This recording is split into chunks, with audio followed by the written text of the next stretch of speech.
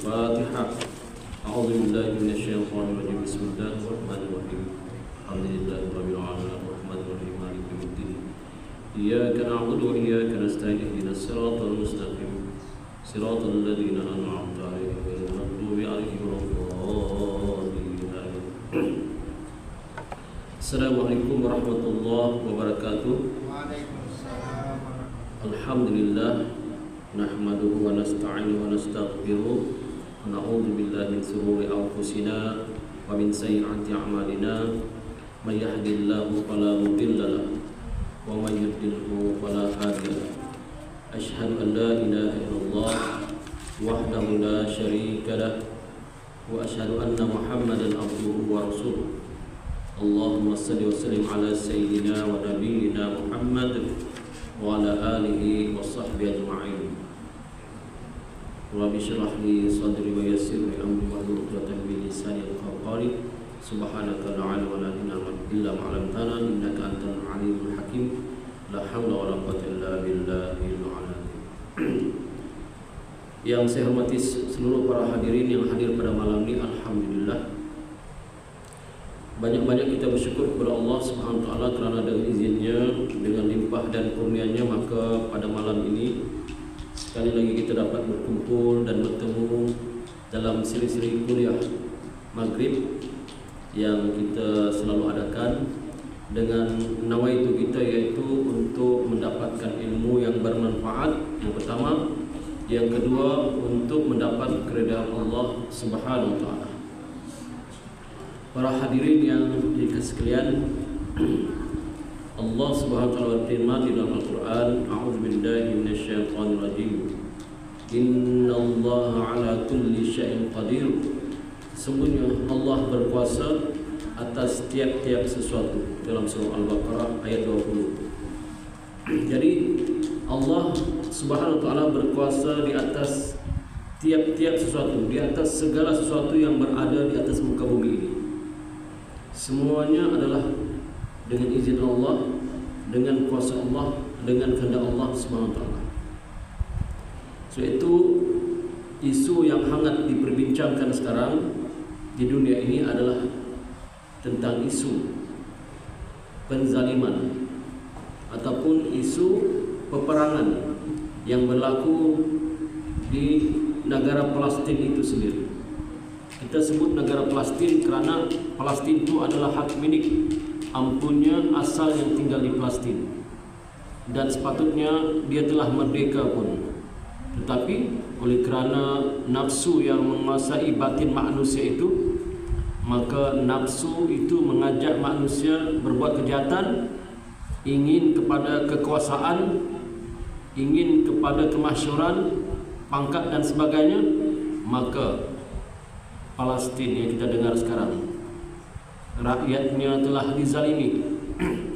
Rakyat Palestin dizalimi, bukan setakat dizalimi, bukan setakat ditindas, bahkan dibunuh dengan begitu kejam oleh orang-orang kafir di kalangan Yahudi Zionis, ya, kafir Zionis Israel, di kalangan orang-orang Yahudi, tuan-tuan.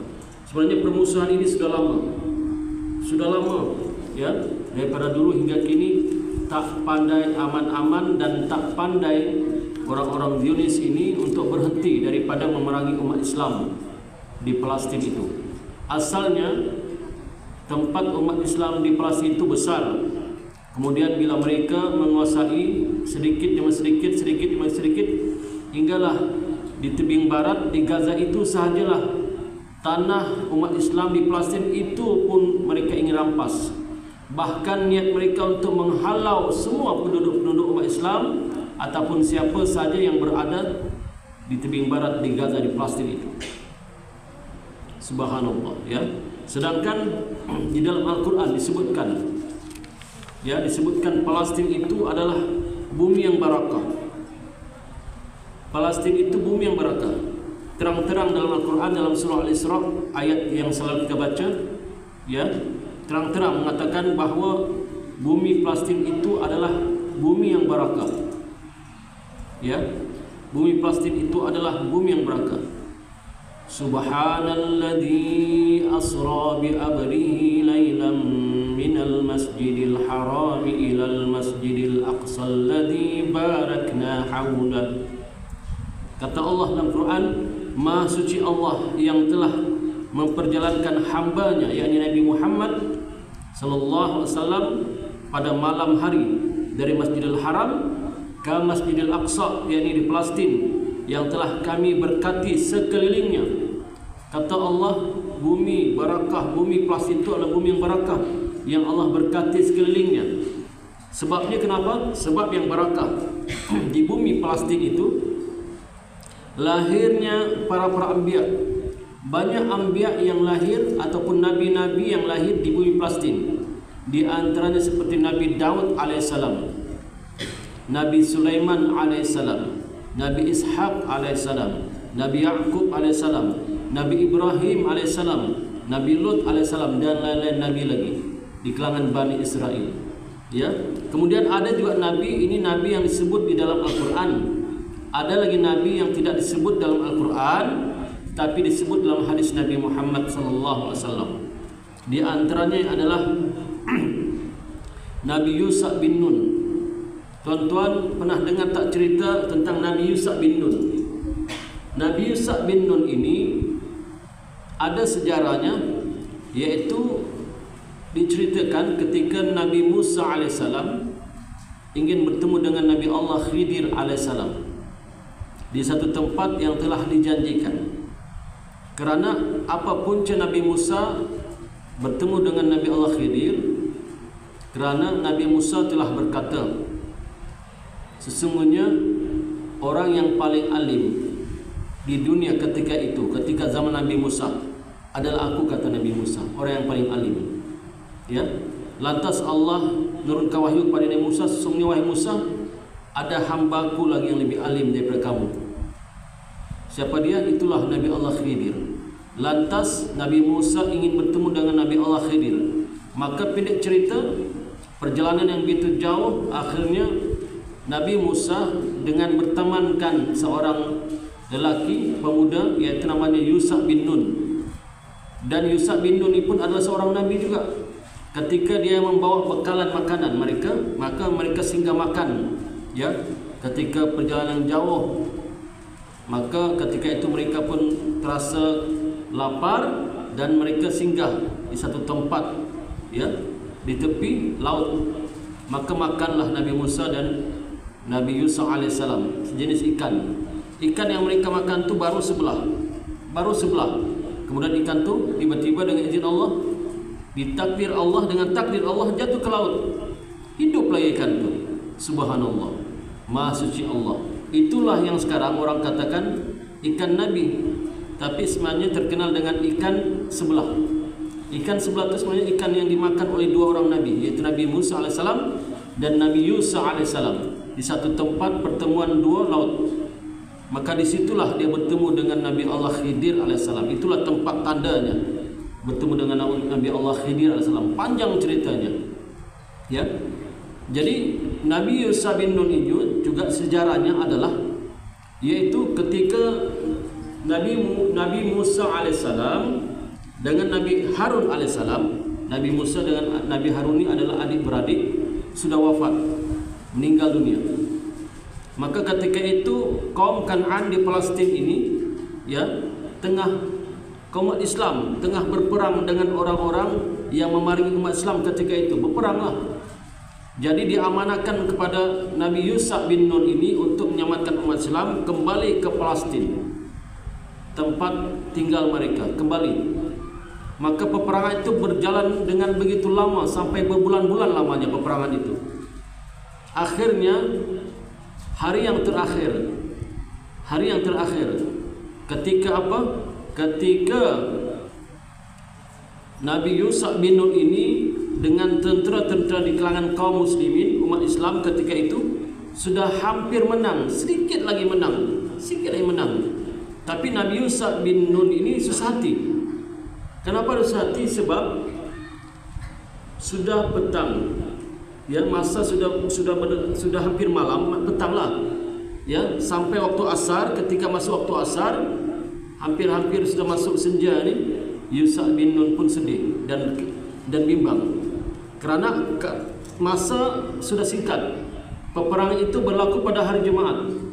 Peperangan itu berlaku pada hari Jumaatnya, kalaulah sampai malam tidak boleh berperang, sebab ketika malam gelap. Bila gelap payah untuk kita berperang. Kemudian besok pula hari Sabtu tak boleh berperang. Kenapa? Kerana kaum Yahudi amat melarang umatnya, orang-orang Yahudi, ya, berperang pada hari Sabtu. Sebab hari Sabtu ini adalah hari ibadah. Tidak dibenarkan berperang, tidak dibenarkan ke laut, memancing ke, memukat ke, tangkap ikan, tidak boleh hari Sabtu. Sebab itu dibimbangkan oleh Nabi Yusha bin Nun. Maka apa yang terjadi, tuan-tuan? Inilah mukjizat seorang Nabi. Maka Nabi Yusha bin Nun pun melihat kebimbangannya, sebab ini menentukan kemenangan umat Islam. Andai kata kalahlah umat Islam ketika itu, maka habis. Palestin pun habis. Umat Islam habis. Maka ini penentuan, mesti menang, mesti menang, mesti menang, tak boleh kalah.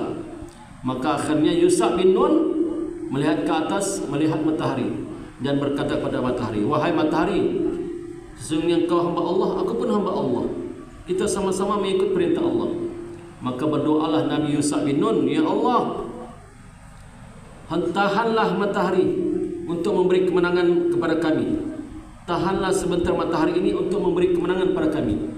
Ini diceritakan dalam hadis Sahih Bukhari Muslim. Hadis sahih. Nabi menceritakan bahawa tidak ada seorang pun yang mampu menahan matahari, yang dapat keizinan untuk menahan matahari, melainkan Nabi Yusha bin Nun. Dia dapat tahan matahari. Ketika itu tengah berperang, di waktu sudah masuk asar, hampir dekat maghrib, tengah berperang. Allah panjangkan masa sampai umat Islam menang. Yusha bin Nun menang bersama dengan tentera-tentera kaum Islam Muslimin. Barulah Allah jalankan balik matahari sampai ke malam. Alhamdulillah, waktu malam tiba, umat Islam sudah bergembira, bersyukur pada Allah kerana telah menang. Kembalilah ke negara Palestin, negeri Palestin ketika itu. Itulah bumi yang barakah, bumi Anbiya, tapak kaki Anbiya banyak di situ. Bahkan kata para alim ulama, bumi Palestin ini adalah bumi tempat pintunya alam-alam gaib, pintu-pintu gaib. Kenapa, tuan-tuan? Kerana begini ceritanya. Ketika Nabi diisra' dan mi'rajkan daripada mana? Masjidil Haram Mekah ke Masjidil Aqsa. Kenapa diisra' dan dimi'rajkan ke situ, mi'raj ke situ? Kerana itulah pintu untuk naik ke langit, tempat itu. Ya, kenapa jadi rebutan orang-orang Yahudi Palestin ini? Kerana ada rahsia yang tersembunyi di bawah Masjidil Aqsa itu. Orang-orang Yahudi dan Nasrani berkeyakinan bahawa Solomon Temple atau Haikal Sulaiman terletak di bawah Baitul Maqdis. Adapun tentang letak haikal itu sendiri, sesungguhnya tidaklah terdapat dalil dari Al-Quran atau hadis yang menunjukkan tempat keberadaannya. Beberapa sumber menyebutkan bahawa bangunan itu terletak di luar perkerangan Masjidil Aqsa, sementara yang lainnya menyebutkan bahawa tempatnya adalah di bawah Kubah Kuning. Sebab itulah orang-orang Yahudi berusaha merobohkan Masjidil Aqsa untuk mencari haikal Sulaiman di bawahnya. Akan tetapi itu semua hanyalah akal-akalan yang dicari-cari oleh orang-orang Yahudi saja untuk menghancurkan Baitul Maqdis dengan mengatakan bahawa mereka akan mengembalikan haikal Sulaiman ke pangkuan mereka. Orang-orang Yahudi berkeinginan untuk menguasai Masjidil Aqsa, tuan-tuan. Jadi sekarang ini kita yakin umat Islam akan memperoleh kemenangan. Kenapa?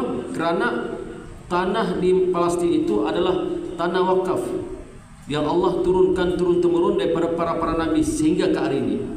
Kerana diceritakan oleh para alim ulama bahawa Kaabah di Mekah itu, Kaabah itu bentuknya adalah 4 segi sama. Kemudian 4 segi sama Kaabah itu kalau dikalikan kepada 100, disusun sama besar dengan Masjidil Aqsa.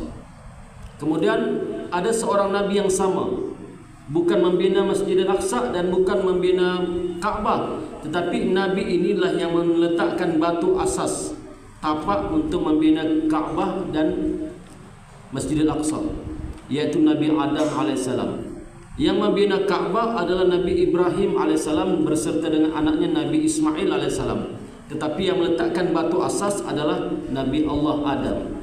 Ketika Nabi Allah Adam turun ke muka bumi ini, ya, beliau letakkan batu asas. Tetapi yang membina adalah Nabi Ibrahim alaihissalam dengan Nabi Ismail alaihissalam. Nabi Sulaiman alaihissalam membangun Masjidil Aqsa dengan bangunan yang besar, kuat dan indah. Tetapi ia pernah mengalami kehancuran sebanyak 3 kali, yaitu ketika penyerbuan pasukan Bukhtanasar Raja Babylon pada tahun 587 sebelum Masehi.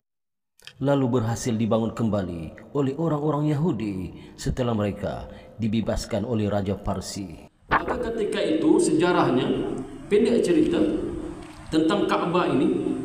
Ka'bah ini ketika Nabi Muhammad SAW belum lahir lagi, maka Ka'bah ini rajanya ataupun penguasa di Mekah ketika itu yang memegang kunci Ka'bah ketika itu adalah datuk Nabi, namanya Abdul Muttalib.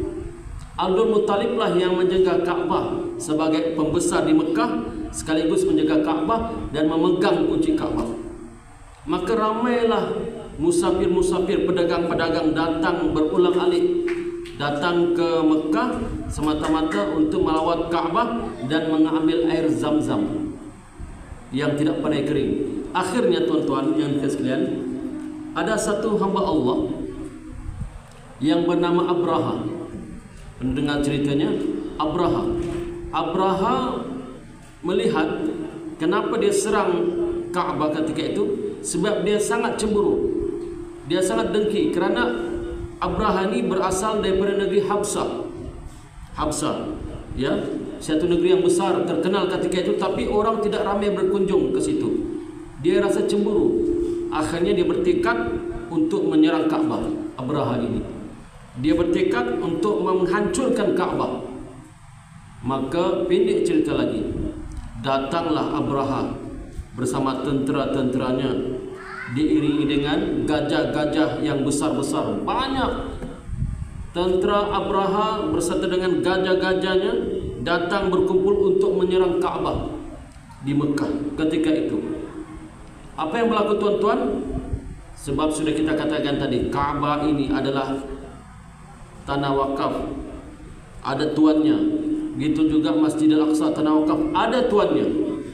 Maka ketika Abraha sudah sampai hampir dengan Ka'bah, belum lagi umat Islam ketika itu, umat yang dipimpin oleh datuk Nabi Abdul Muttalib. Sebab Nabi belum lahir, waktu itu tidak lagi ada umat Islam, Nabi belum lahir. Maka yang memimpin Ka'bah seperti mana kita sebut tadi adalah datuk Nabi Abdul Muttalib. Dialah pembesar Ka'bah, pembesar di Mekah itu, dan menjaga Ka'bah sekaligus memegang kunci Ka'bah. Maka bila melihat tentera Abraha yang begitu hebat dengan gajah-gajah yang begitu banyak, maka semua tentera-tentera di Mekah menjadi kecut. Sebab di Mekah, di negara Arab, jarang-jarang kelihatan gajah-gajah ini. Adapun kenderaan mereka untuk pergi berperang adalah unta dan juga kuda. Tapi bila melihat gajah begitu banyak, besar, maka tentera-tentera di kalangan Abdul Muttalib jadi bimbang, ya. Tetapi Abdul Muttalib ketika ia melihat keadaan itu, dia keluar daripada Mekah ingin bertemu dengan Abraha. Abdul Muttalib keluar daripada Mekah ingin bertemu Abraha. Sesampai di luar dan bertemu dengan Abraha, pendek cerita lagi, maka Abraha panggil, apakah nama kamu? Nama saya Abdul Muttalib. Siapakah kamu? Sayalah pembesar di sini dan saya ketua di sini di Mekah ini, dan sayalah yang memegang kunci Ka'bah. Dia kata, apa tujuan kamu datang sini? Kata Abraha kepada Abdul Muttalib, katanya, tujuanku datang sini adalah semata-mata aku meminta balik hakku. Apa hakmu? Hakku adalah kamu telah merampas lebih kurang 100 ekor untaku bersama dengan penunggang-penunggang untaku. Itu aku minta balik. Itu hakku. Terkejut Abraha. Itu saya kau mau? Iya, itu saya aku mau. Abraha terkejut, kenapa? Tak disentuh pun pasal Ka'bah. Abdul Muttalib tak cerita pun macam susah hati, janganlah serang Ka'bah. Sepatutnya Abdul Muttalib datang jumpa Abraha, janganlah serang Ka'bah, jangan. Tidak. Cuma yang Abdul Muttalib minta, kembalikan untaku, unta-unta kami itu hak milik kami. Kenapa kamu tidak minta supaya kami tidak menyerang Ka'bah? Kata Abdul Muttalib, wahai Abraham, sesungguhnya Ka'bah ini ada tuannya. Sesungguhnya Ka'bah ini ada tuannya. Jadi kalau kau nak serang Ka'bah, engkau berdepan dengan tuannya, dan tuannya akan balas. Itu aku tak peduli. Aku mau unta aku dikembalikan. Oh, kena Abraham kalau gitu, ambil balik. Dia ambillah, dikasihlah balik untanya tu. Sekarang kamu bersedia, kami akan datang meruntuhkan Ka'bah. Kata Abraham dengan sombong. Dia ingat tuannya itu siapa? Tuan Ka'bah siapa? Tuan Ka'bah Allah Subhanahu wa taala. Dia ingat tuan Ka'bah ni manusia. Ingat Abraham begitu. Maka ketika mereka bersiap-siap untuk meruntuhkan Ka'bah, apa yang berlaku? Peristiwa pelik berlaku, yaitu gajah yang mereka tunggang untuk menyerang meruntuhkan Ka'bah tidak bergerak. Tidak bergerak. Bahkan sebenarnya saya lupa cerita tadi, ketika Abdul Muttalib datang berjumpa dengan Abraha, semua binatang-binatang yang Abraha bawa seperti gajah, kuda, semua tunduk hormat pada Abdul Muttalib. Terkejut Abraha. Hebat, dia kata pembesar Mekah ni hebat. Tunduk hormat, gajah pun tunduk hormat. Terkejut Abraha. Gajah begitu besar tunduk hormat dengan Abdul Muttalib. Kenapa tuan-tuan? Kerana Abdul Muttalib ini ada darah keturunan Rasulullah. Sebab itu datuk Rasulullah, iaitu ayah Rasulullah Abdullah. Maka daripada zuriat Abdul Muttalib inilah lahirnya dunia besar Nabi Muhammad sallallahu alaihi wasallam. Sebab itu nurnya ada di wajah Abdul Muttalib. Bila binatang-binatang seperti gajah yang besar-besar itu, begitu juga kuda-kuda melihat saja Abdul Muttalib, semua tunduk hormat kepada Abdul Muttalib.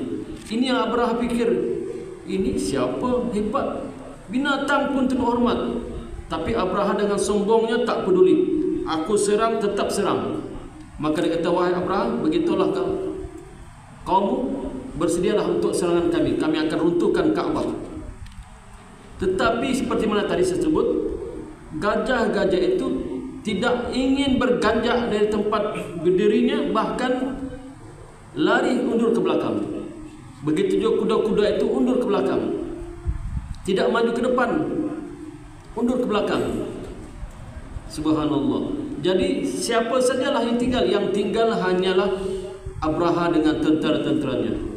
Kemudian ketika itu Abdul Muttalib pun balik ke Ka'bah, memegang Ka'bah. Kata Abdul Muttalib, aku serahkan Ka'bah ini kepada yang ampunya, kepada tuannya, terpulang kepada tuannya untuk menjaga Ka'bah ini. Maka dengan izin Allah turunlah sejenis burung yang disebut dalam Al-Quran, yang selalu kita baca ayatnya. A'udzubillahi minasyaitonirrajim. Alam tara kaifa fa'ala rabbuka bi ashabil fil. Tidakkah engkau mengetahui bagaimana Tuhanmu telah melakukan kepada angkatan tentera, yaitu angkatan tentera Abraha yang dipimpin oleh Abraha yang hendak meruntuhkan Ka'bah. Allah ceritakan dalam Quran. Alam naj'al kaidahum fi tadlil. Bukankah Tuhanmu telah menjadikan rancangan jahat mereka dalam keadaan yang merugi dan memusnahkan mereka? Wa arsala alaihim tayran ababil. Dan telah mengantarkan kepada mereka rombongan burung-burung yang berpasuk-pasukan. Kata para alim ulama tafsir, dikatakan burung ini berasal daripada syurga, sedangkan batu-batu itu berasal daripada neraka. Kerana burung-burung dunia tidak akan mampu mengangkat batu-batu itu, mereka akan hancur. Hanya burung surga saja yang layak, yang mampu mengangkat batu-batu daripada neraka. Diangkat bukan dengan kaki, kata para alim ulama tafsir, tapi dengan mulut, paru-paru. Burung kan pakai paru, tidak ada mulut. Pakai paru itu diangkat batu-batu daripada neraka. Ya, kita sambung ayatnya. Wa arsala alaihim tayran ababil. Dan telah mengantarkan kepada mereka rombongan burung-burung ababil, tarmihim bihijaratin min sijil, yang melontar mereka dengan batu-batu sejenis tanah yang dibakar keras. Kata ulama tafsir, sijil itu adalah nama batu yang diambil daripada neraka. Ya, diambil batu itu, kemudian faja'alahum ka'asbim ma'kul, lalu ia menjadikan mereka hancur berkecai seperti daun-daun kayu yang dimakan ulat. Tuan-tuan nampak tak? Bukan daun kayu saja, semua daun lah. Kalau kita pergi ke pasar melihat daun sayur sawi yang kita beli itu berlubang-lubang. Begitulah tamsilannya, daun-daun berlubang-lubang. Maknanya kata ulama tafsir, batu yang dicampakkan dari atas tempat yang tinggi sampai menjunam ke pasukan tentera bergada itu ibarat peluru-peluru yang keluar daripada pistol-pistol zaman sekarang. Ibarat peluru-peluru yang keluar daripada senapang ataupun mesin-mesin lah, mesin gun dan sebagainya lah, begitu. Tembus, masuk kepala tembus, masuk di badan tembus, hancur. Tapi lebih hebat daripada peluru dunia zaman sekarang ini. Kerana batu dari neraka sudah masuk ke dalam badan, pelan-pelan hancur, berkecai. Subhanallah, hebat. Allah punya senjata lebih hebat daripada senjata ciptaan akal manusia di dunia ini. Sebab itulah para hadirin yang sekalian, kalau Allah nak bagi bantuan, kita kembali kepada Baitul Maqdis tadi. Kalau Allah turunkan tenteranya, tidak ada siapa yang dapat menghalang. Kalau Allah turunkan tenteranya, insya-Allah Palestin akan menjadi kembali hak milik umat Islam. Walaupun berkumpullah orang-orang kufar, orang-orang kafir di kalangan Yahudi Zionis itu untuk menghancurkan umat Islam dan merampas Palestin itu, insya-Allah tidak akan berlaku. Kerana disebutkan dalam hadis, ya, disebutkan hadis bahawa satu masa nanti umat Islam akan dapat menguasai Palestin, bahkan Palestin ini akan menjadi tempat berkumpulnya, ya, pentakbiran umat Islam di akhir zaman di Palestin, yaitu bila muncul dua pemimpin yang hebat di akhir zaman, yaitu Imam Mahdi dan Nabi Isa alaihissalam. Mereka akan menjadikan Palestin sebagai pusat pentadbiran, memimpin dunia ketika itu.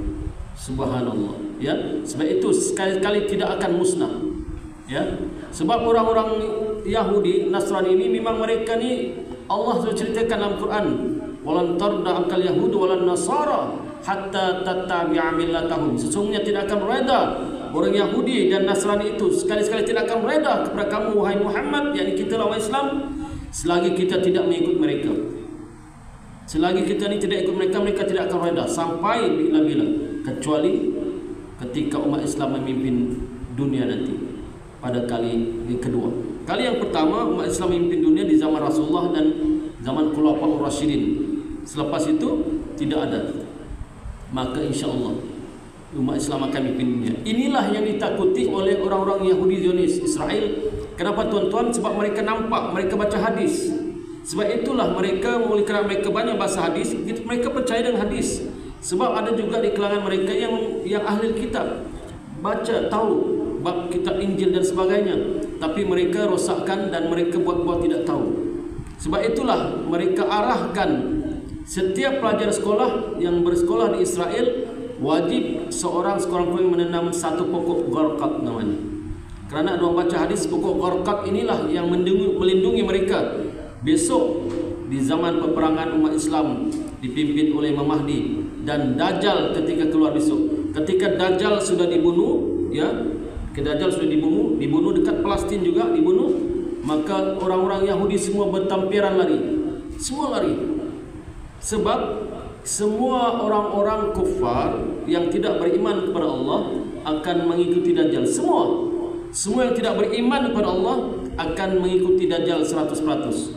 Yang beriman kepada Allah sajalah yang tidak akan mengikuti Dajjal.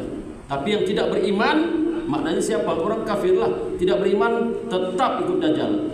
Jadi ketika Dajjal sudah dikalahkan oleh Nabi Isa alaihissalam, telah dibunuh, maka ketika itu orang-orang Yahudi yang pengikut-pengikut Dajjal ini lari bertempiaran, sembunyi di batu-batu, sembunyi di pokok-pokok. Semua pokok, semua batu memberitahu, ya, hadza Yahud uqtulu, ini orang Yahudi, bunuh mereka. Kecuali pohon gharqad ataupun pokok gharqad tidak memberitahu. قال رسول الله صلى الله عليه وسلم لا تقوم الساعة حتى يقاتل المسلمون اليهود فيقتلهم المسلمون حتى يختبئ اليهودي من وراء الحجر والشجر فيقول الحجر أو الشجر يا مسلم يا عبد الله هذا يهودي خلفي فتعالى فاقتله إلى الغرقد فإنه من شجر اليهود.